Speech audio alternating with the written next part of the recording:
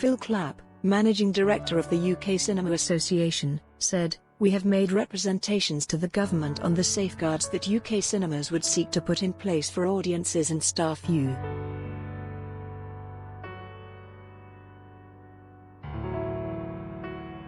Clapp's plan fits optimism with Vue Cinema's chief executive Tim Richards, who told the BBC yesterday that he hoped his channel would be operational before the July 17 release of Tenet by Christopher Wren.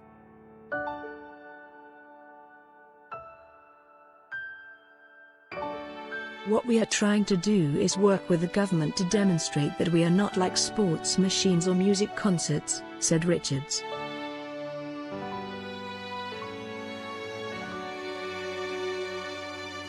"We can really control the number of people who enter our cinema at any given time.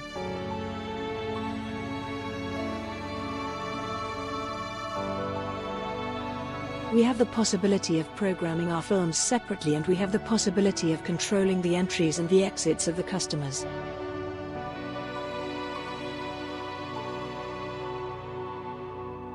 Clapp remains wary of the nature of the proposed security measures, but it is expected that seat capacity ceilings will be mandatory, as well as staggered checkout times, contactless ticketing transfer.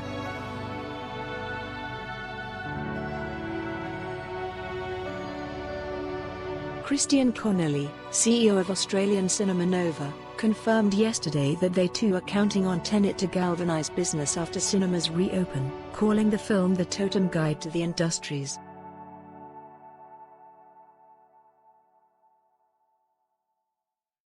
A high-level science fiction thriller with Robert Pattinson and John David Washington, Tenet follows a secret agent who travels back in time in an attempt to prevent the Third World War.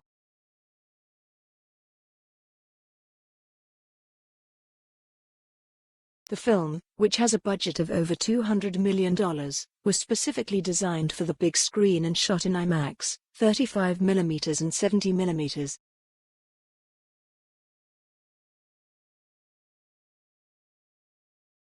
Nolan has long been a champion of theatrical experience, and sources suggest that the director himself may be behind the risky decision to make Tenet a canary in the mine in the new cinematic landscape.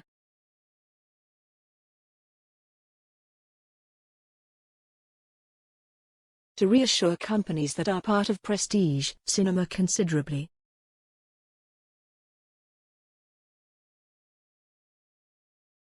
IMAX CEO Richard Gelfand told Variety, "Chris would really like to release a movie that will hit theaters.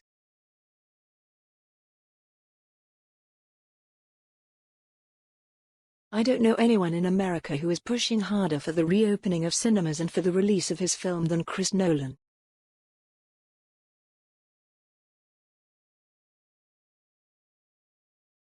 If the studio succeeds in profiting from the strategy, it will need public confidence to be high enough for them to venture out and competitors to remain nervous enough for Tenet to be the only major.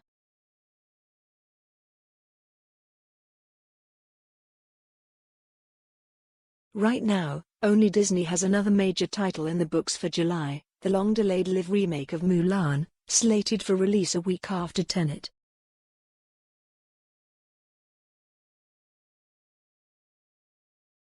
Last week plans were made to reopen cinemas in the Czech Republic and Norway later in May.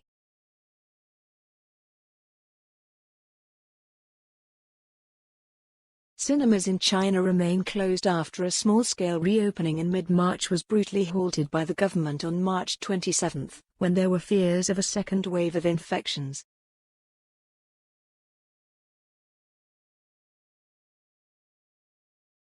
All UK cinemas closed during the week before the official March 23 lock.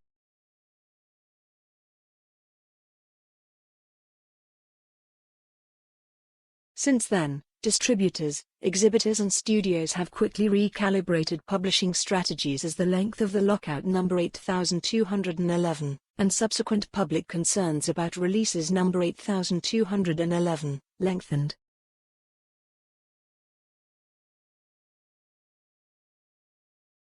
Universal Family Music Trolls, the world tour took more than $100 million, £80 million, in its first 3 weeks of release on platforms such as Amazon Prime, easily breaking records for the Digita.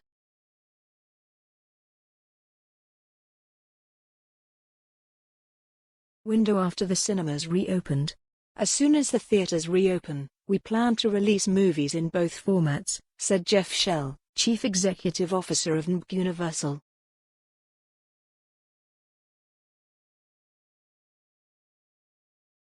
His comments were badly received by the two largest cinema operators in the world, number 8211, Cineworld, and AMC, which owns the Odeon channel in the United Kingdom as well as the largest multiplex chain I.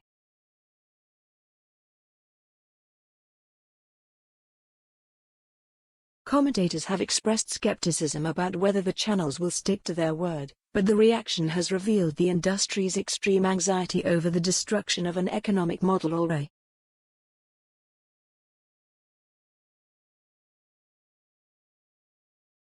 Universal is also the UK distributor of the new James Bond film No Time to Die, which was the first major release delayed from April to November.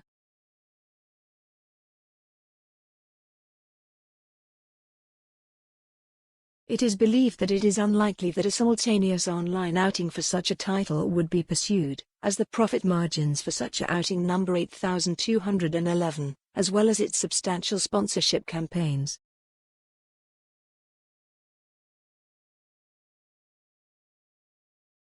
Some sources suggest that Universal may consider further postponement of the release until next year, further suggesting that the studio remains determined to release the cinema.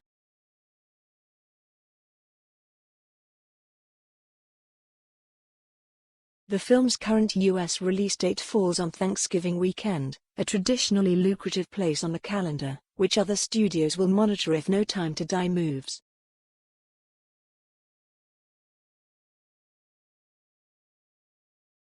Earlier this week, Paramount Pictures announced a Christmas release for Top Gun: Maverick, which sees a late return for Tom Cruise's flying ace.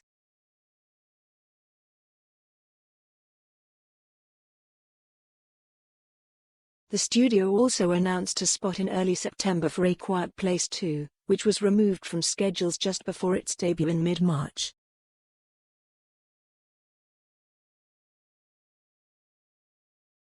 The film, which stars Emily Blunt as the head of a family isolating themselves in an attempt to protect themselves from a global threat, is likely to follow in the footsteps of Bird Box, Netflix sim.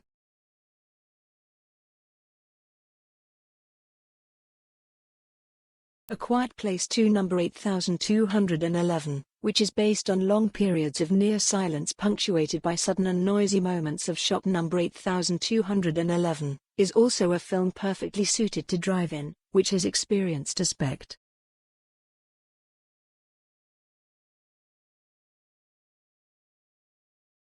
While studios have been relatively quick to announce plans for flagship titles, exit strategies for smaller-scale dramas number 8211, upset by movie theater closings and uncertainty about the future of film.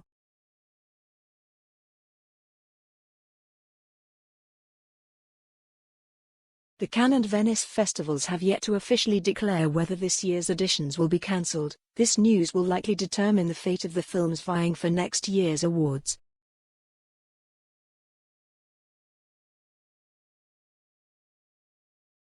Yet last week's announcement by the Academy of Films and Science that the 2021 Oscars would extend its eligibility criteria for just 1 year to include films that had not made their theatrical debut.